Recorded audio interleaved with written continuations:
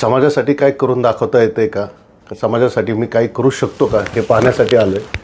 माझा बराच काळा काही इतिहास आहे, पण त्याला थोडंसं काहीतरी चांगलं करून दाखवता आलं तर त्याच्यासाठी मी आलो आहे. आणि ती मला संधी मिळाली आहे. राष्ट्रवादी पक्षाचे मित्रपक्ष RPI खरात गटाकडून मला ही संधी मिळाली आहे. बरंच काही आहे की जे करून दाखवण्यासारखं आहे. आता ह्या अगोदरचे नेते पण भरपूर काही करत होते, पण त्यांची करायची पद्धत बहुतेक थोडीशी वेगळी होती.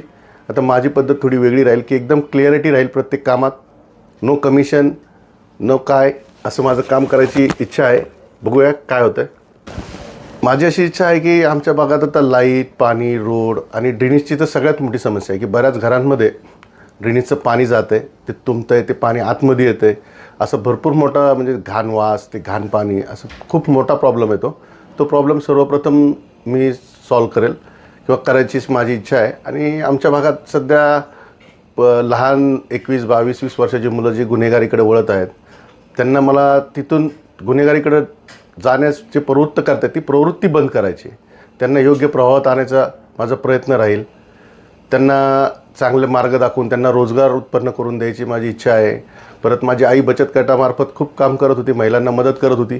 त्या बचत गटांना प्रोत्साहन द्यायची माझी इच्छा आहे. तिथं खूप विधवा महिला आहेत, त्यांना काहीतरी रोजगार कसा मिळेल आणि त्यांची आर्थिक परिस्थिती कशी सुधरेल याच्याकडं माझं जास्त लक्ष राहील. मी माझ्या पद्धतीने मला जेवढं करता येईल तेवढं मी नक्की करेल. शासनामार्फत तर भरपूर काही योजना येतात ज्या लोकांना माहीत नसतात. तर मी माझ्या पक्षाचे कार्यकर्ते त्या सर्व योजना जनतेपर्यंत पोचवतील आणि त्याचा फायदा पूर्ण जनतेला होईल, माझ्या प्रभागाला होईल, याची आम्ही काळजी घेऊ. नगरसेवकांनी तर कामं तर झालीत, पण ती कामं झाली त्याची पद्धतच वेगळी आहे. आजकाल रिंग पद्धत अशी एक नवीन पद्धत आहे आपल्याकडे आणि त्याच्यात सर्वांना माहिती आहे. आता मी काय जास्त खोलून सांगत नाही, पण जनतेला माहिती आहे काय प्रकार होतो. एकच काम 4-4 वेळा करावं लागतं, ही पद्धत आहे. दादा, सर्वप्रथम हे सांगतो की सर्वजण की असं आता बातम्यांमध्ये मी ऐकतो की दादांनी गुन्हेगारांना तिकीट दिलं की असं केलं, पण मला जे तिकीट मिळालं आहे ते मी आत्ता ह्या अगोदर सांगितलं की राष्ट्रवादी पक्षाचे मित्रपक्ष जे आहेत RPI खरात गट, त्या गटाकडून मला तिकीट मिळाले आहे. आणि दादा उपमुख्यमंत्री आहेत. नक्कीच मी जर त्या प्रभागाचा नगरसेवक झालो तर त्या प्रभागासाठी भरपूर काही करू शकतो. दादांच्या आशीर्वादाने ते होऊ शकतं. मला उमेदवारी मिळाल्यानंतर मीडियामध्ये खूप अशी बातमी आली की गँगस्टर, डॉन, कोणी बकासूर, अशा खूप साऱ्या बातम्या आल्या.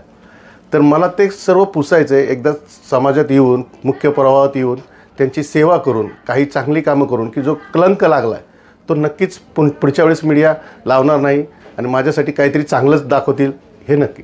नागरिकांना हेच आव्हान की तुमची सेवा करायची संधी द्या, मी त्याचं चीज करून दाखव.